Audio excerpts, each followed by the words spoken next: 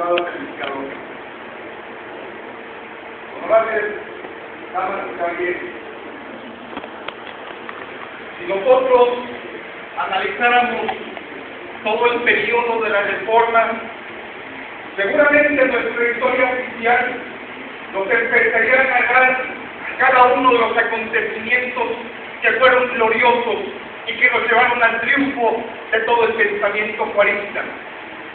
Nos empiezan a describir cada una de las batallas contra los conservadores. Nos empiezan a describir cada una de las batallas contra todos aquellos que querían vulnerar la patria. Sin embargo, pocos se han puesto a analizar la ideología de cada uno de los dos bandos que protagonizaron la mitad de toda la historia del siglo decimonónico en nuestro país. Si nosotros nos vamos a empezar a bucear en este océano de pensamiento, nos daremos cuenta que toda la ideología está resumida en dos hombres importantes: en Lucas Alemán, que es padre del conservadurismo, y el doctor José María de Mora, que es padre del liberalismo mexicano. Es decir, amigos míos, que para la manera y palabras del maestro Enrique Krauss, estas dos vidas serían completamente paralelas.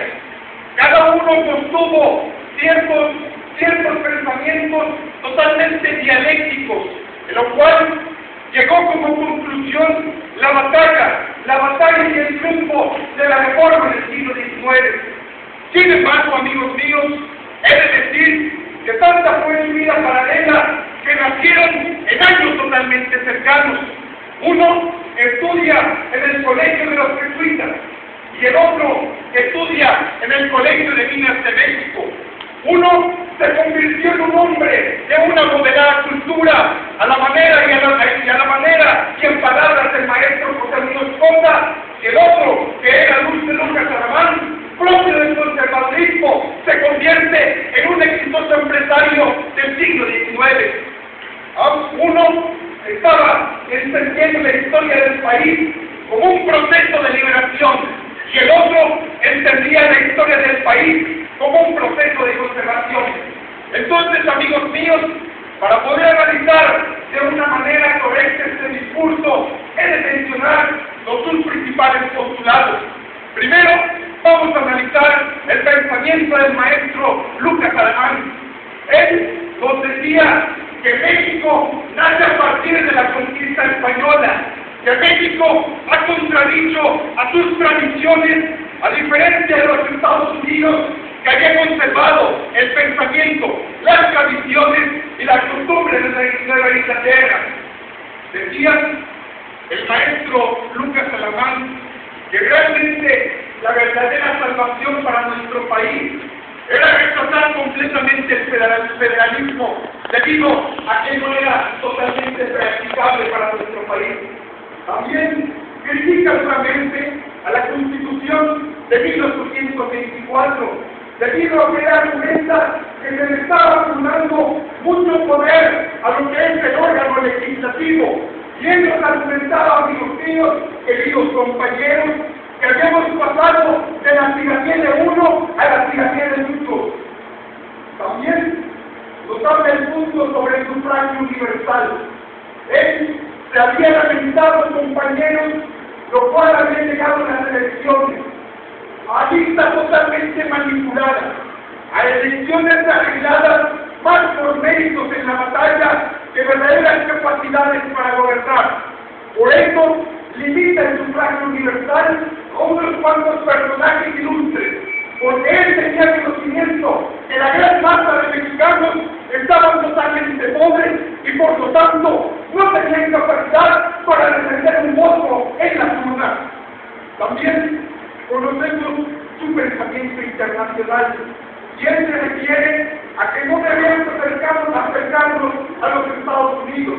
Él buscaba los vínculos, el acercamiento totalmente de la Europa católica y el acercamiento a lo que es específicamente la solidaridad de toda la América Latina. Ahora vamos con el análisis del maestro José María de Mora. el gran liberalista, el hombre que tomaría como referencia todas las ideas de la Revolución Francesa. Primero, nos argumenta sobre la división de poderes. Él nos decía, por influencia de Montesquieu, en el espíritu de la ley de las leyes, y por influencia del ensayo del gobierno civil de John Locke, que era necesario dividir el poder en órganos tripartitos, que actualmente ya los estamos conociendo, que es el ejecutivo, el legislativo y el judicial.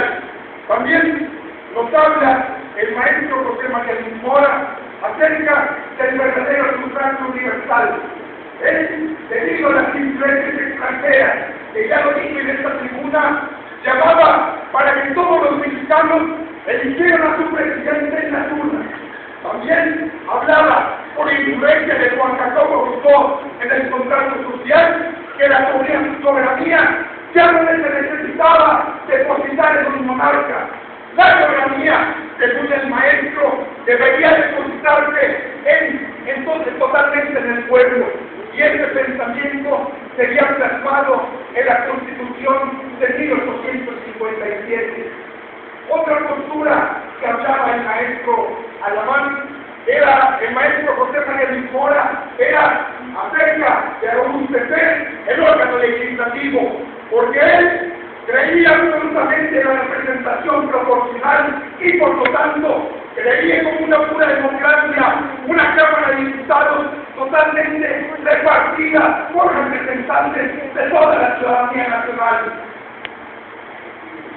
Honorables miembros del jurado, queridos y estimados amigos, es comprensible que sea totalmente difícil analizar cada uno de estos postulados. Sin embargo, cada uno de estos postulados le da el motivo y la justificación a cada uno de los bandos en el siglo XIX. Cada uno de estas posturas, amigos míos, le da una lucidez a nuestra historia, porque no solamente debemos de limitarnos a analizar la historia por sus acontecimientos. Es necesario llegar a un verdadero análisis de la ideología, la lucha de las ideas, que es el otro campo de batalla que se está deliberando en nuestra historia nacional. Por eso debemos de catalogar a estos dos grandes hombres en la misma tribuna, en el mismo altar que hemos catalogado y puesto a Juárez, porque ellos también defendieron sus propias posturas, que fueron los hombres de la dialéctica del siglo XIX, y que gracias a ellos en este momento disfrutamos de la conclusión del método dialéctico. La conclusión es que en este momento gozamos de un liberalismo, una constitución y de garantías individuales.